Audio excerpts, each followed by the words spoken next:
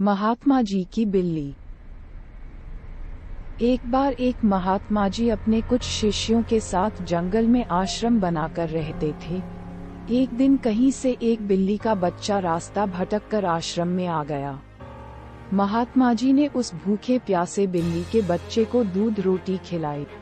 वह बच्चा वहीं आश्रम में रहकर पलने लगा, लेकिन उसके आने के बाद महात्मा जी को एक समस्या उत्पन्न हो गई कि जब वे सायं ध्यान में बैठते तो वह बच्चा कभी उनकी गोद में चढ़ जाता, कभी कंधे या सिर पर बैठ जाता।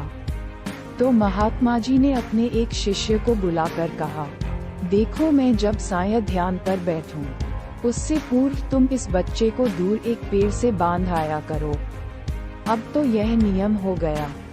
अब जब भी महात्मा जी ध्यान पर बैठते तो उससे पूर्व वह बिल्ली का बच्चा पेड़ से बांधा जाने लगा। एक दिन महात्मा जी की मृत्यु हो गई, तो उनका एक प्रिय काबिल शिष्य उनकी गद्दी पर बैठा। वह भी जब ध्यान पर बैठता तो उससे पूर्व बिल्ली का बच्चा पेड़ पर बांधा जाता। फिर एक दिन तो अनर्थ हो गया, बहुत बड़ी समस्या आ खड़ी हुई।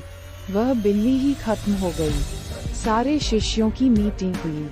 सबने विचार विमर्श किया कि बड़े महात्मा जी जब तक बिल्ली को पेड़ से नहीं बांधते थे तब तक ध्यान पर नहीं बैठते थे, अतः पास के गांवों से कहीं से भी एक बिल्ली लाई जाए।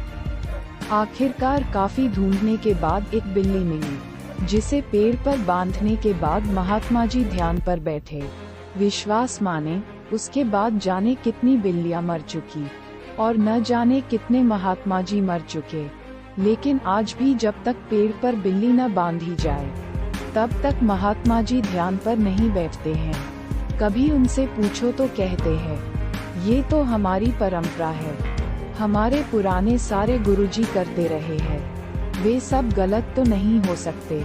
कुछ भी हो जाए हम अपनी परंपरा नहीं छोड़ सकते। ये तो हुई उन महात्मा जी और उनके शिष्यों की बात, पर कहीं न कहीं हम सबने भी एक नहीं अनेकों ऐसी बिल्लियां पाल रखी हैं। कभी गौर किया है इन बिल्लियों पर? सैकड़ों वर्षों से हम सब ऐसे ही कुछ जाने अनजाने तथा कुछ चंद स्वार्थी तत्वों द्वारा निर्मित परंपराओं के जाल में जकड़े हुए हैं। शिक्षा जरूरत इस बात की है कि हम ऐसी परंपराओं और अंधविश्वासों को अब और ना पनपने दें, और अगली बार ऐसी किसी चीज पर यकीन करने से पहले सोच लें कि कहीं हम जाने अनजाने कोई अंधविश्वास रूपी बिल्ली तो नहीं पाल रहे।